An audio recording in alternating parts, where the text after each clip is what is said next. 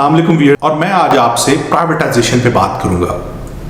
सबसे पहले तो हमें ये देखना है प्राइवेटाइजेशन होती क्या है, इसके नुकसान क्या होते हैं, इसके फायदे क्या होते हैं। इससे पहले मैं आपको एक कॉन्सेप्ट बताना चाहता हूं जिसे स्टेट ओन्ड एंटरप्राइजेस कहा जाता है।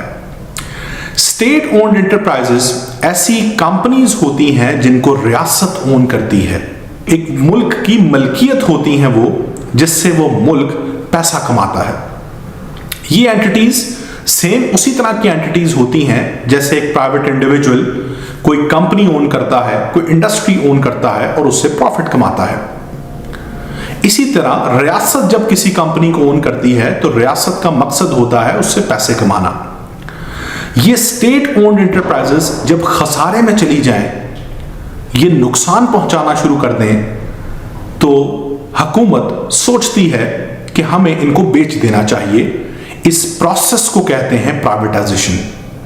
कि जब आप अपनी स्टेट ओन्ड एंटरप्राइजेस को बेच देते हैं किसी प्राइवेट एंटिटी को, तो इस प्रोसेस को हम प्राइवेटाइजेशन कहते हैं। हम अक्सर देखते हैं हुकूमती और ऑपोजिशन बेंचेस में ये बहस होती है कि किसी कंपनी को प्राइवेटाइज करना चाहिए या किसी को नहीं करना चाहिए। इस हवाले से मैं आपको यह बताना चाहूंगा कि प्राइवेटाइजेशन कोई बुरा फिनोमेना नहीं है। प्राइवेटाइजेशन के नुकसान तो हैं, लेकिन इसके फायदे उससे कई ज्यादा हैं। अगर हम एक मेजर नुकसान की बात करें तो जब भी एक प्राइवेट कंपनी किसी सरकारी कंपनी को खरीद लेती है तो वो वहां पर डाउन साइजिंग शुरू करती है। वो वहां पर काम करते हुए लोगों को निकाल देती है, क्योंकि उसका मकसद होता है कि हमने इसको खरीदा इस वजह से है कि हम इसे एक प्रॉफिट ओरिएंटेड ऑर्गेनाइजेशन बना सकें। उस पर्सपेक्टिव से वो वहां पर मुतल्लिका लोगों को निकाल देती है, अपनी मैनेजमेंट ले आती है और उसको एक प्रॉफिट ओरिएंटेड ऑर्गेनाइजेशन बनाने की कोशिश करती है। तो जो निकाले गए लोग होते हैं, चूंकि उनकी हैसियत पहले सरकारी मुलाजमीन की होती है और अब चूंकि वो डाउन साइज होकर कहीं के भी नहीं रहते, तो वो लोग अपने हक के लिए आवाज उठाते हैं। तो डाउन साइजिंग एक बहुत बड़े लेवल पर यह सबसे बड़ा डिसएडवांटेज है प्राइवेटाइजेशन का। लेकिन इस डिसएडवांटेज की वजह से ऐसा नहीं होना चाहिए कि हम प्राइवेटाइजेशन रोक दें।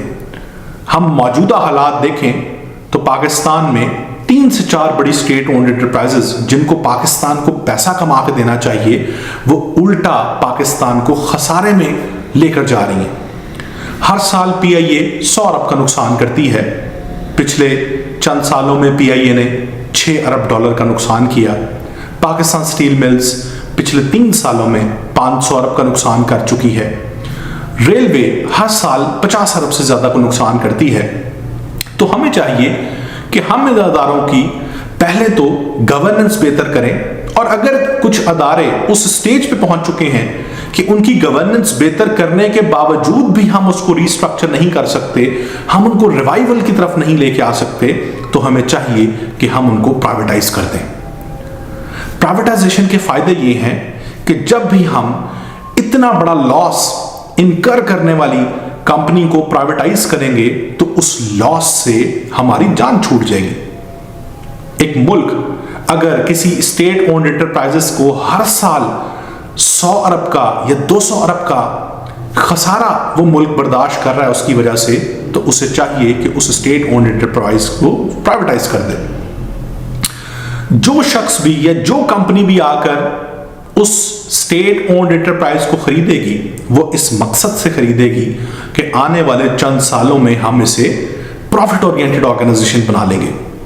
और जैसे ही वो 1-2 सालों में उसको प्रॉफिट ओरिएंटेड ऑर्गेनाइजेशन बनाएंगे, तो वो प्रॉफिट ओरिएंटेड ऑर्गेनाइजेशन गवर्नमेंट को टैक्स देगी।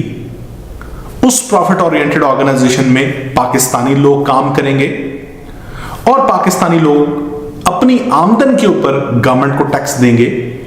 तो इससे ओवरऑल हमारा जीडीपी ग्रो करेगा।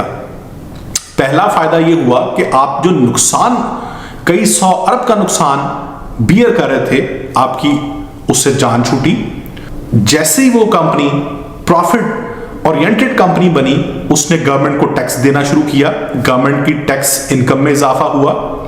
उस कंपनी में पाकिस्तानी लोग काम कर रहे हैं तो उनको रोजगार मिला, और पाकिस्तानी लोग अपनी आमदन पे गवर्नमेंट को टैक्स दे रहे हैं तो गवर्नमेंट के टैक्स रेवेन्यू बढ़े और ओवरऑल गवर्नमेंट की जीडीपी ग्रोथ बढ़ी। ये प्राइवेटाइजेशन मॉडल 1970s में इंट्रोड्यूस करवाया गया था बाय मार्garet थैचर, जो प्राइम मिनिस्टर थी ब्रिटेन की, जिन्होंने देखा कि इस टाइम ब्रिटेन में कुछ कंपनीज खसारे में जा रही हैं, उन्होंने उन कंपनीज को प्राइवेटाइज कर दिया। आज वही कंपनीज जो उस टाइम खसारे में जा रही थी, प्राइवेटाइज होने के बाद, सक्सेसफुल ऑर्गेनाइजेशंस बनने के बाद बिलियन ऑफ पाउंड्स टैक्स की मद में ब्रिटिश गवर्नमेंट को पे करती हैं। तो प्राइवेटाइजेशन एक इतना बुरा अमल नहीं है जितना इसको पाकिस्तान में कंट्रोवर्शियल बना दिया गया है या समझा जाता है। हमें चाहिए कि हमें इसकी प्रॉपर अवेयरनेस हो और हमारे पॉलिसी मेकर्स इस चीज को समझें कि एक ऐसी ऑर्गेनाइजेशन जो हमें बिलियन ऑफ डॉलर्स का नुकसान पहुंचा रही है, उसको बेचकर हम एटलीस्ट उन बिलियन ऑफ डॉलर्स को मोबिलाइज कर सकते हैं टूवर्ड्स आवर एजुकेशनल इंस्टीट्यूशंस। हम उस पैसे से अपनी यूनिवर्सिटीज बना सकते हैं, हेल्थ सेंटर्स बना सकते हैं, ह्यूमन डेवलपमेंट पे काम कर सकते हैं, अपने इंडस्ट्रियल सेक्टर को सब्सिडीज दे सकते हैं और अपनी इकोनॉमी को फ्लरिश कर सकते हैं।